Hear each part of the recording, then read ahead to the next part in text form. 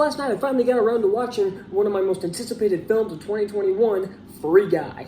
I was anticipating this even back in 2020 when the first trailer was released, but it was, of course, delayed multiple times, and now it is finally out.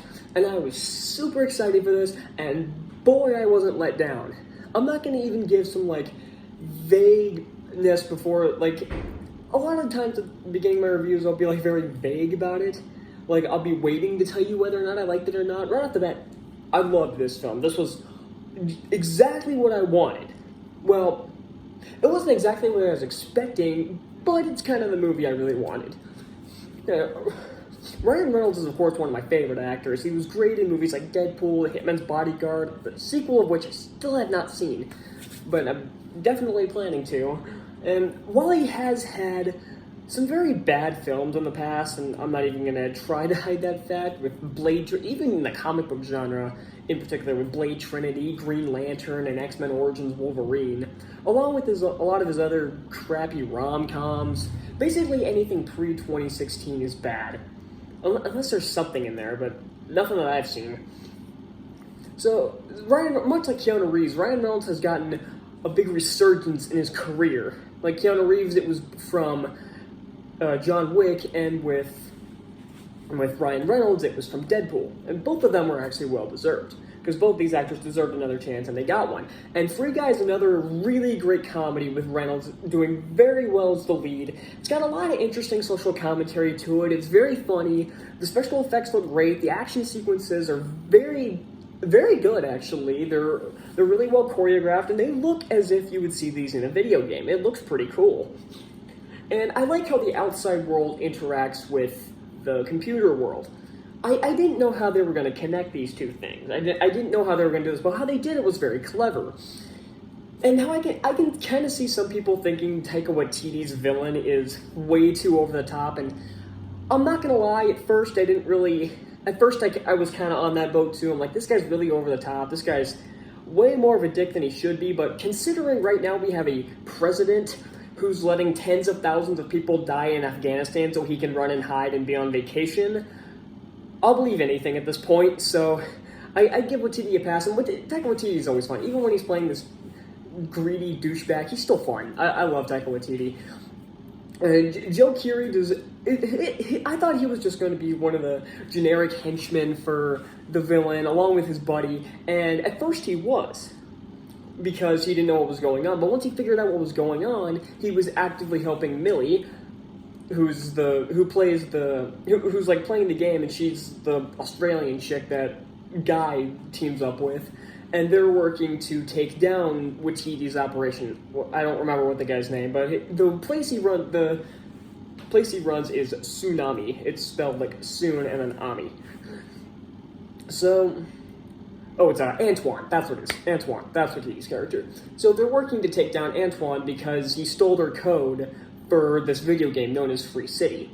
And Guy's world suddenly becomes endangered when they find out that Free City 2 is not going to be an update or an extension of Free City 1. It will completely take over Free City 1, and the world that Guy knows will be eradicated.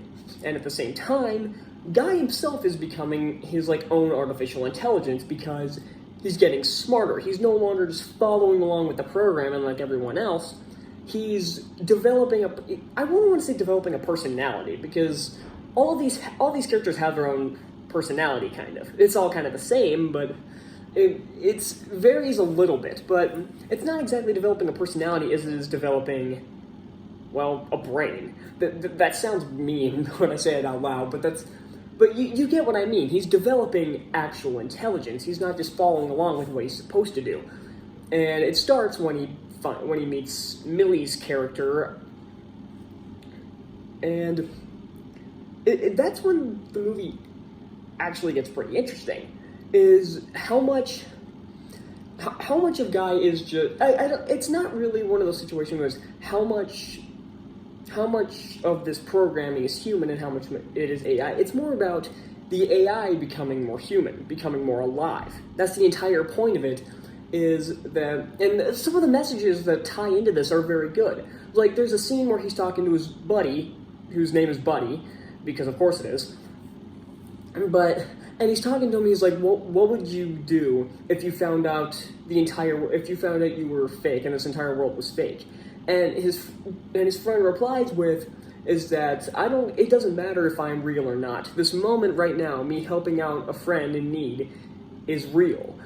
That was actually a very good line. It reminded me back to the Snake Eyes movie, where it had this really great moral of putting aside your ego, and it showed it by him when he's in the training, and instead of being able to like take the bowl from the other guy by force, he humbly asked for his bowl in exchange for his. Like I said, that was my favorite scene in the Snake Eyes movie, and that's probably my favorite moment of this entire film. It has great action sequences, it's got some really funny moments, but that right there, scenes like that are the scenes I really like in movies. Those are the kind of moments that always put it over the top.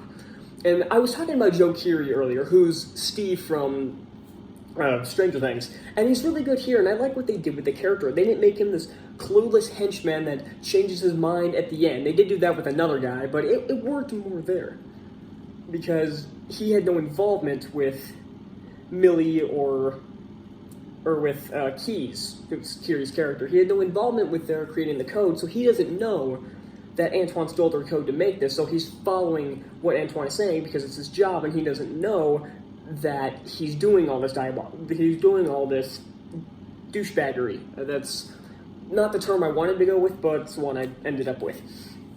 And so, and at the end, he changes his mind when he actually figures it out. And Keys actually, when he starts figuring it out, that's when he turns on Antoine, but he does it in secret, and he does it very cleverly. The movie is very clever with everything it does, with how everybody figures out the guys in AI. And so, I will say, one thing that really got on my nerves was this line out of the guy who's talking to Keys, where he uses the term white privilege. Not only is that not funny, that is racist. And I did not care for that. But other than that one stupid-ass line, everything else was fine. There was nothing else I can think of wrong with the movie other than 2 words that were uttered in this film that I can't fucking stand.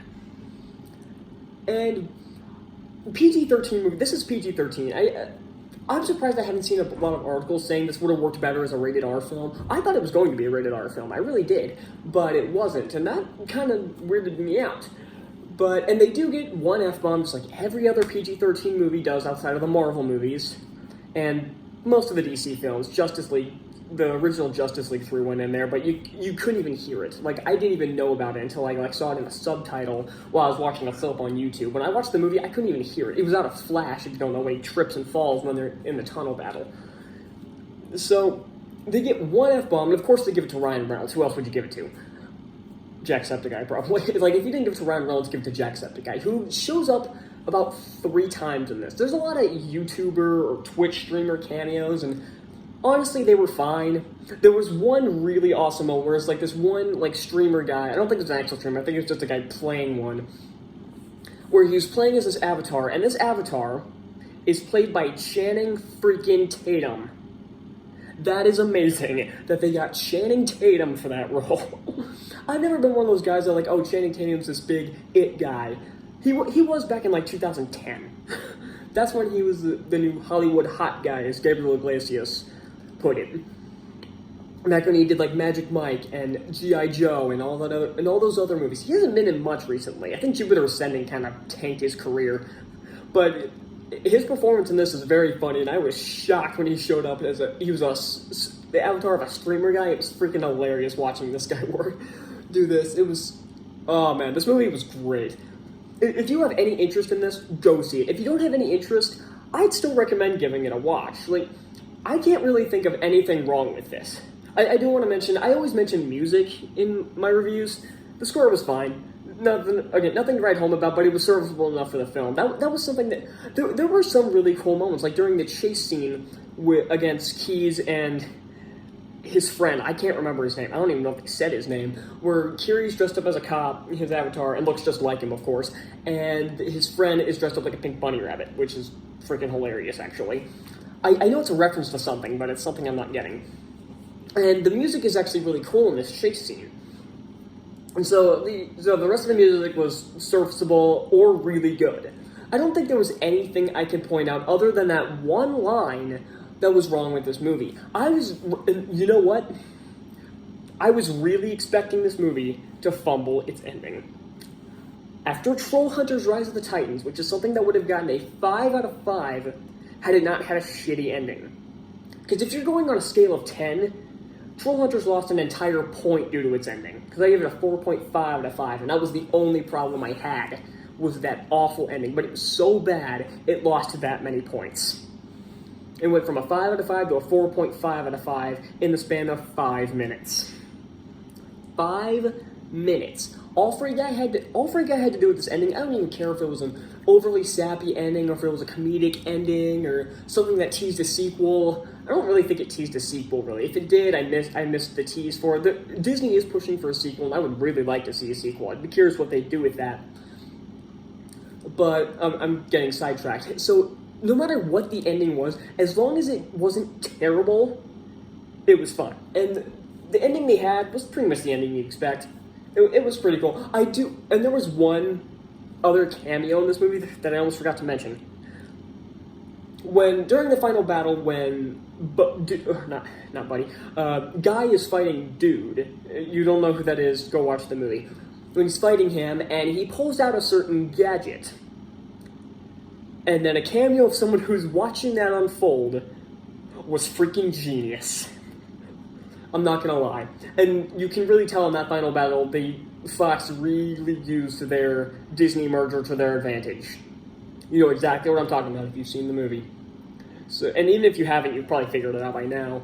But the cameo they had there was freaking hilarious. I laughed my ass off for a good couple minutes about that. I had to pause the movie. I didn't pause it. Well, I didn't pause it. I would have had to pause the movie. You know what I mean? Like, I had to catch my breath after that because I was laughing for a good, 2 minutes. It was freaking awesome. So, yeah, that's a perfect way to describe this movie. It's freaking awesome. Terrible pun, I know, but I really don't care. So, yeah, that's Free Guy. It's probably the best film of the year so far. It gets an easy 5 out of 5. First one of the year. Should have been the second. If only Troll Hunters hadn't fumbled that ending. All it needed was to stick that ending, and this would have been the second 5 out of 5, but nope, it's the first. And all Black Widow had to do was fix Taskmaster. That's all that one had to do to get a 5 out of 5, but both of them fumbled in that department, so yeah, thank you all so much for watching. Be sure to hit the like button down below, subscribe for more reviews like this. Tell me what you thought of Free Guy, or would you be interested in the prospect of a sequel, and what would you want to see in a sequel? I'm really curious what you would want to see in a sequel. So, yeah, I'll see you next time. Bye.